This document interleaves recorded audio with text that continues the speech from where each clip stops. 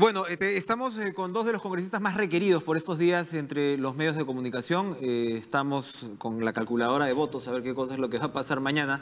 Le damos la bienvenida a Marco Arana del Frente Amplio y a Juan Cheput de Peronos por el Cambio en estos momentos tan complicados. Congresistas, gracias por estar con nosotros. Muy buenos días. Buenos días. Congresista Arana, usted ha señalado que van a esperar desde la bancada del Frente Amplio porque hasta ahora se cuenta, entre comillas, entre los trascendidos y las proyecciones, que la bancada del Frente Amplio va a irse por el lado de la vacancia, o hasta ahora es lo que se ha expresado. Son 10 votos claves para lo que hablaríamos que son 87 mínimos. Podemos verlo de dos maneras.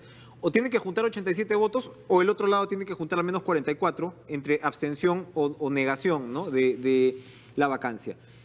Usted ha dicho que van a esperar nuevos argumentos, la presentación del presidente. Hasta ahora lo que queda claro es que no hay un documento, no hay, y eso lo ha dicho Sepúlveda tanto al Mercurio, porque le ha dado también una entrevista al Comercio, pero esto lo dice en el diario El Mercurio, que reconoce que no hay un documento de cesión que formalice que en el momento que Kuczynski pasa a ser ministro, le dio el total control y se alejaba de Westfield y se lo dio a Sepúlveda. Eso no existe. De otro lado, ellos argumentan que esto no tiene que ver, y es algo que el presidente, cuando los periodistas que hemos visto el caso ya desde hace meses hemos requerido información, desde el presidente nos ha llegado el tema de, ojo, esta gente no se encargaba de licitaciones, se encargaba de estructuraciones financieras. No podría haber un favor detrás, no podría haber una manipulación del caso. En eso más o menos está, y uno intuye que mañana esos son los argumentos que se van a desarrollar. ¿Estas bases serían suficientes para la bancada de Frente Amplio para no votar por la vacancia? ¿Cómo observan la situación? Bueno, yo creo que hay que garantizar el debido proceso y hasta ahora se está manteniendo dentro del reglamento del Congreso, en los plazos previstos, ¿no? Es verdad que el humorismo mostró su deseo, su interés de que se aceleraran los plazos, pero la Junta de Portavoces decidió que se respete el debido proceso y esos son de 3 a 10 días, ha sido citado al cuarto día. Vamos a ver qué es lo que tiene que presentar el presidente o sus abogados, ¿no? Y creo que hay que escucharlo, hay que valorarlo. Sin embargo, aquí hay una crisis política marcada por dos componentes. Uno, la intentona golpista del fujimorismo respecto del Tribunal Constitucional, que han avanzado aprobando un informe de la Subcomisión de Acusaciones Constitucionales, a todas luces inconstitucional, impuesto al caballazo, y de otro lado, la intentona de bajarse al fiscal de la Nación. Esto introduce una situación en la crisis política casi de zozobra. Que me imagino ustedes tomarán en cuenta. Nosotros, por supuesto, sí. Porque el presidente, perdón, lo que dice ahora es, yo soy la tercera pieza de ese rompecabezas. No. A ver, ahí el presidente quiere pasar piola en las graves responsabilidades que se le están imputando.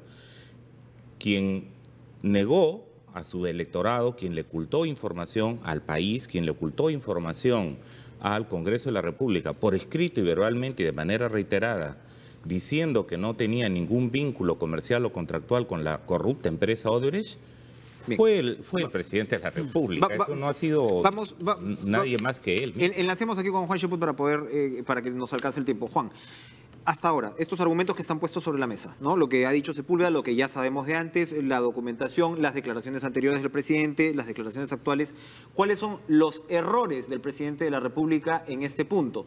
¿Se hace el gringo, el presidente, ¿no? Al decir no era necesario, porque yo en realidad, en sentido estricto, no tenía la relación comercial con Odebrecht, ¿no? Porque yo siempre trabajé, o no tuve nada que ver, recibí dividendos de esta empresa, pero no tuve nada que ver con el trabajo, o en el segundo caso, en el caso de H2 Hormuz, yo trabajé para First Capital, no para Odebrecht. ¿Es suficiente una respuesta como esta? No, es que acá también hay responsabilidad de la Comisión Lavajato, en el sentido de que se encapricharon con que el presidente se haga presente en la comisión, si no, no le aceptaban información. Si ellos todo esto lo hubieran planteado por escrito y hubieran permitido que el presidente responda, de repente no estaríamos hablando de esta locura de la vacancia el día de mañana, en la cual se configuraría un escenario nocivo para el país, no por lo que pueda significar en términos económicos, sino en lo que significa inestabilidad social, anticipo electoral y todo ese tipo de cosas.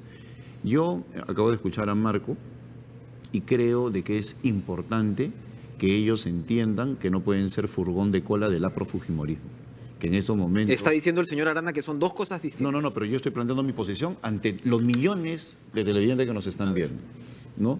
¿Por qué? Porque ellos son los que están forzando esta situación sin haberle dado al presidente la oportunidad en la Comisión Lavajato de brindar su posición. Ellos decían, o viene o no me das nada. Entonces, ¿qué puede pasar? Yo he escuchado a voceros del fujimorismo y del aprimo decir o vacancia o renuncia o vacancia, en ese orden, sin ni siquiera haber escuchado al presidente y lo peor, ni siquiera ha culminado la investigación, que debería terminar en junio de este año, o en julio, si mal no recuerdo. Entonces, yo me pregunto, ¿qué pasaría si ejecutan mañana la vacancia y luego en la investigación, porque está citado a posteriori, mira la locura que es esto, en la investigación se determina que el presidente es inocente, le quitan la banda a Martín Vizcarra, ¿no? O sea, se está llegando a ese nivel de ridículo, por eso yo creo que piense también grupos políticos como el que encabeza y lidera Marco Arana en el impacto histórico de su decisión. Yo acepto los procesos de investigación, acepto la posibilidad de cuestionar duramente a un presidente, pero lo que no acepto es que una institución como la vacancia presidencial se convierta pues en venganza electoral, que es lo que está haciendo el fujimorismo. Como perdieron las elecciones, hay que vengarse y lo saco a la primera. Esos 10 botazos del Frente Amplio que ahora tienen, pues son más grandes que, en fin, son unas curules extra large en estos momentos.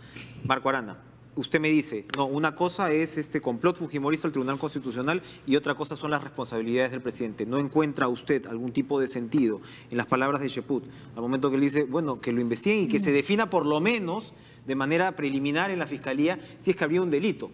A ver, usted me va a decir, esto es político, pero no, ¿es tan así? Yo rechazo, o el aprecio que tengo por Juan, de que se quiera insistir o se quiera presionar al Frente Amplio y decir, bueno, si votan por sus principios, si votan porque lo que les dijeron a sus electores de que iban a tener una lucha frontal contra la corrupción, si ustedes no se olvidan de lo que le dijeron al presidente el día que tomó el mando en el Congreso de la República, donde a mí me tocó hacer el discurso como vocero del Frente Amplio en ese momento, y le dije, presidente, todo lo que sea por el bien del país, por diversificar la economía, por resolver los graves problemas de educación y salud, encontrarán el respaldo en el Frente Amplio. Pero aquello que tenga que ver con su trayectoria loísta, aquello que tenga que ver con la corrupción que hay en el país, acá tendrá en esta fuerza política a su principal adversario. Usted y el fujimorismo. Están ahí registradas mis palabras en el Congreso de la República. Y esta situación nos ha llevado a eso. O sea, nosotros no estamos aquí jugando en pared con el fujimorismo. Nosotros estamos obedeciendo el mandato de nuestros electores. Le dijimos a nuestros electores, vamos a luchar porque se dé la ley de imprescriptibilidad de delitos de corrupción y de muerte civil para corruptos. Lo primero que hicimos al llegar al Congreso, presentar esos proyectos de ley y ahora existen esas leyes para el país. Le dijimos a nuestros electores, nosotros vamos a hacer una fuerza vigilante frente al abuso autoritario del fujimorismo y además frente a la privatización del Estado que le está robando al país, que está saqueando los recursos, eso vamos a hacer. Así que nosotros, con o sin el voto del fujimorismo, vamos a tomar un voto de conciencia respecto de lo que mañana exponga su abogado y el propio presidente de la República. Si me permite, hay un paréntesis. Mucho se ha hablado desde la izquierda, tanto desde ustedes como desde Nuevo Perú, que eran pues en principio una bancada, ahora son dos bancadas, del tema de la Constitución, del modelo que permite esto, de lo que está detrás un poco de esta investigación.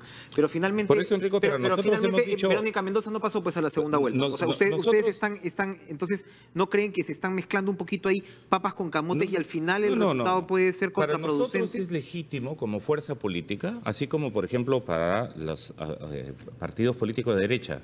Es fundamental y es sagrado no hacer ningún cambio en la política económica. No, claro que sí. Para nosotros es completamente democrático y legítimo decir, nosotros estamos por un modelo económico diversificado, nosotros estamos por un nuevo marco. Pero para eso pues se accede al poder o se construyen mayorías. O sea, es que para mí esa es una discusión de otra índole. Nosotros estamos diciendo en la lucha contra la corrupción, si tenemos que irnos todos en el Congreso, nos vamos a ir todos en el Congreso. Este Congreso, con esa mayoría fujimorista, desde el inicio ha representado un peligro para la estabilidad de poderes. Y ahora, envalentonados con el tema, se han ido a asaltar la Fiscalía, el Tribunal Constitucional, de manera inaceptable. Pero los responsables del comportamiento, de la falta de reconocimiento de conflicto de intereses del presidente Kuczynski, la crisis en la que ella se haya embarcado, el responsable es él, sus negocios privados con Westfield Capital. Marco Arana también nos está recordando de manera subliminal que él es el único que tiene la inscripción de la izquierda ahora, ¿no?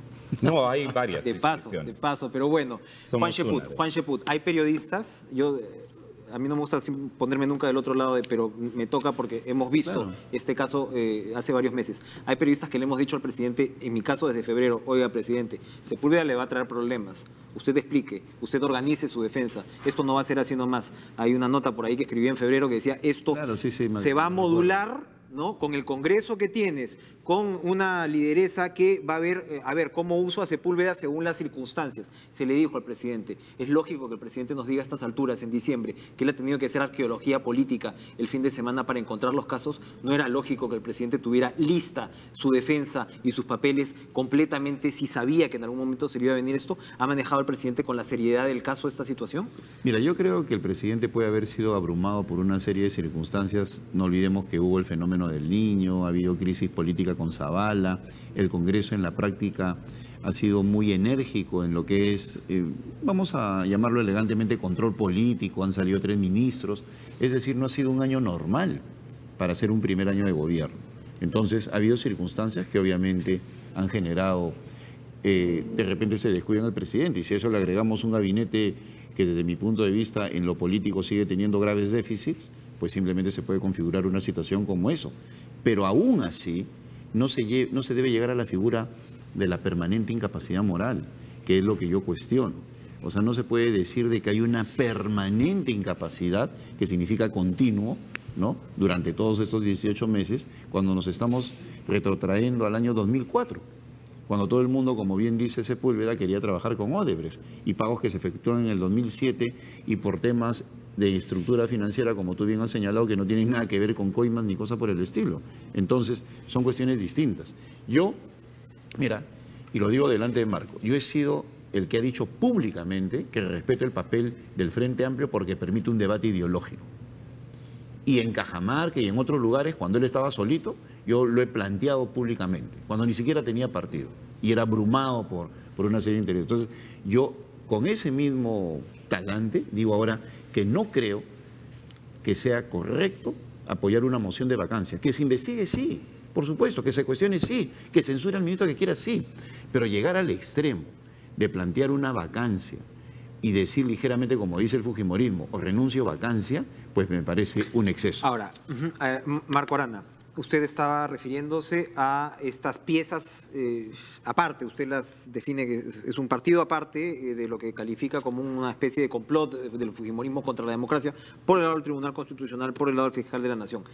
Es el sistema interamericano de derechos humanos, esto ha pasado un poco desapercibido en medio de todo este lío, es el sistema interamericano que le ha parado los machos, al menos por el lado del Tribunal Constitucional, y le ha dicho, señores del Congreso, usted para este proceso, porque claro, el tribunal es el que ha salido a decir, vamos a cumplir, pero es el Congreso el que tiene ahora que cumplir, porque el Congreso estaba a punto de votar un informe que no solamente expulsaba a Espinosa Saldaña, lo destituía, a Eloy Espinosa Saldaña, sino que lo inhabilitaba por 10 años. Y el sistema interamericano le está diciendo, oigan, yo tengo una sentencia pendiente de cumplimiento acá y tengo una audiencia en febrero. Ustedes me paran todo hasta febrero. Y Galarreta ha dicho, bueno, esto es una falta de respeto, qué sé yo, pero todo indica que según los compromisos internacionales del Perú tendría que cumplirse una medida de estas. Si el presidente de la República, como hay información que hemos compartido ahora fuera de cámaras, parecería estar realmente bajo la premisa de solicitar la aplicación de la Carta Democrática de la OEA, que es en realidad el paraguas donde está el sistema interamericano de derechos humanos,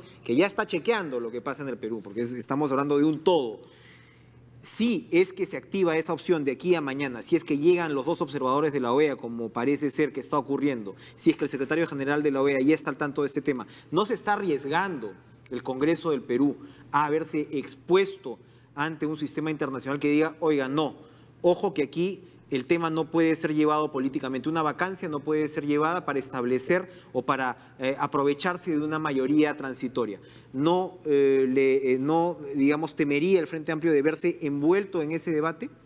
No, hay que tener en cuenta que el país tiene que ser respetuoso de sus compromisos y de sus tratados internacionales, ¿no? En ese sentido es deplorable que voceros del fujimorismo o el propio presidente del Congreso hayan señalado que no va a ser tomado en cuenta, ¿no?, las medidas provisionales que la Comisión Interamericana le ha planteado al Congreso, al Estado peruano en general, y por cierto al Congreso de la República, sobre este despropósito del fujimorismo de defenestrar y sancionar a magistrados del Tribunal Constitucional. Eso tiene que respetarse. Ahora, que el presidente de la República ahora acuda a la OEA, me imagino que estará acudiendo también a su embajada, ¿no?, a Estados Unidos y a la Secretaría de Estado. Él renunció a la nacionalidad, se supone. Bueno, esto, sin embargo... Digo yo, me estoy refiriendo allá, al están pedido parándose puntual que ha hecho, ¿no? De que los negocios eran en Estados Unidos para decir que, bueno, esas sutilezas. Pero lo cierto es que él puede acudir, es su derecho, ¿no?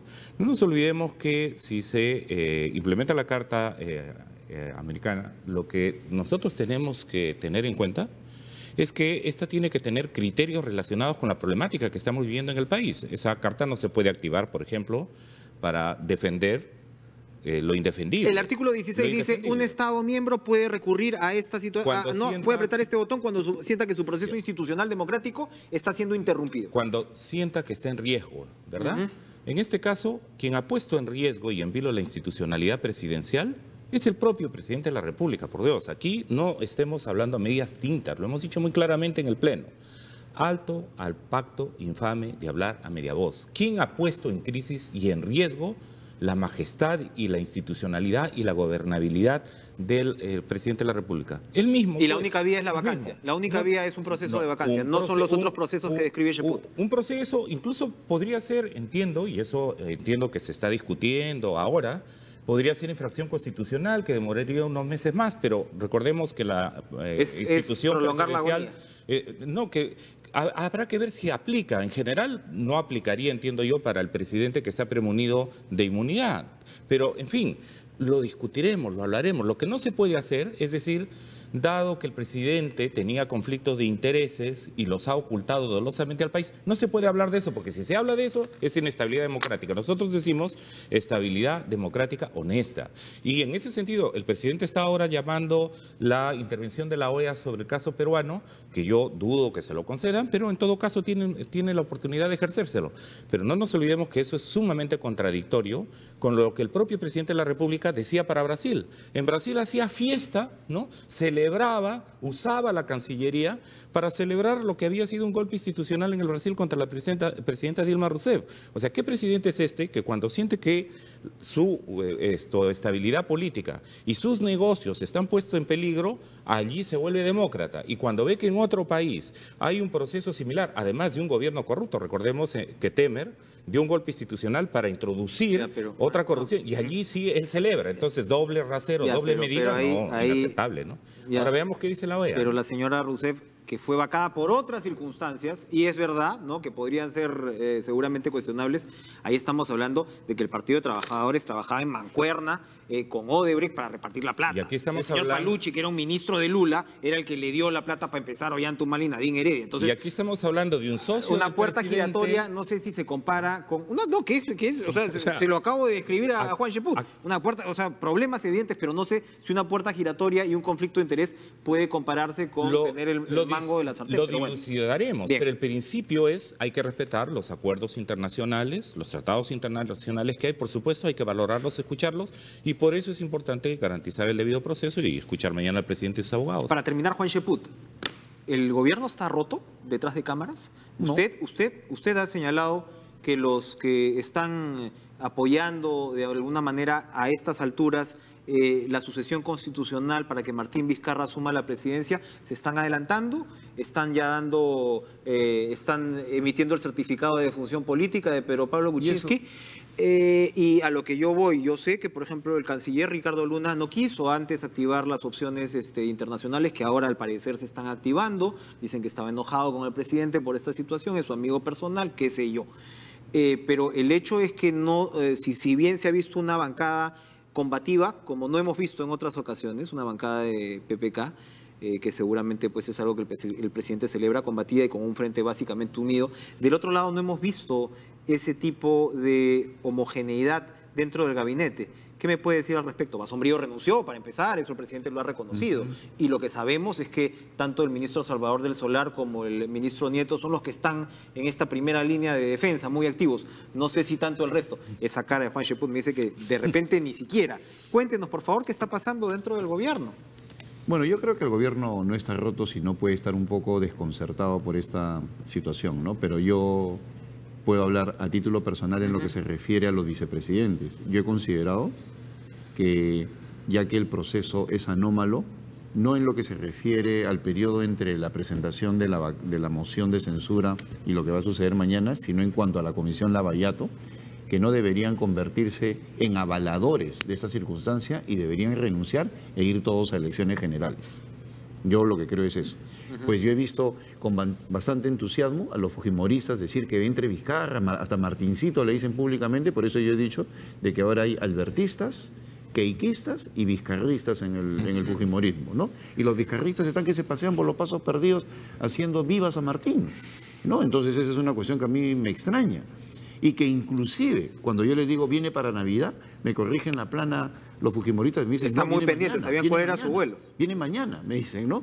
O sea, están al tanto de todo lo que pasa. Entonces... ¿Es desleal Martín Vizcarra? No. Yo creo de que él, una vez que esté acá, se va a dar cuenta de cómo es el escenario. Por eso, una vez que ya está acá, se va a dar cuenta cómo es el real escenario. Y por eso yo creo que lo mejor que podría pasar, si llegan a ese extremo, es optar por esa figura de la renuncia y todos vamos a elecciones. Y también he señalado que si vamos a elecciones, el fujimorismo no va a tener ni 15 parlamentarios. ¿No sería una locura irnos a elecciones con elecciones el próximo año? ¿Por qué? Con el efecto económico para el país. ¿Usted tampoco cree más Yo he vivido un momento mucho más difícil en el año 2000 al lado de un maestro como Carlos Ferrero, en una circunstancia muy difícil donde Paniagua convocó de inmediato. Y además no es, como dicen algunos, un año.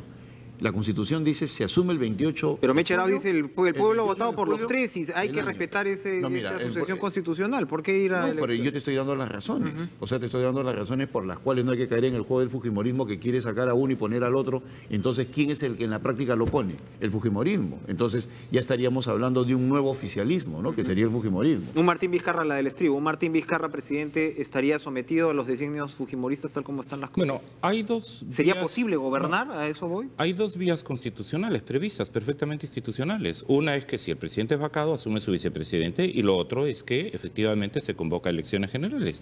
Entonces, ese tema yo creo que hay que tratarlo una vez que se ha tomado una decisión.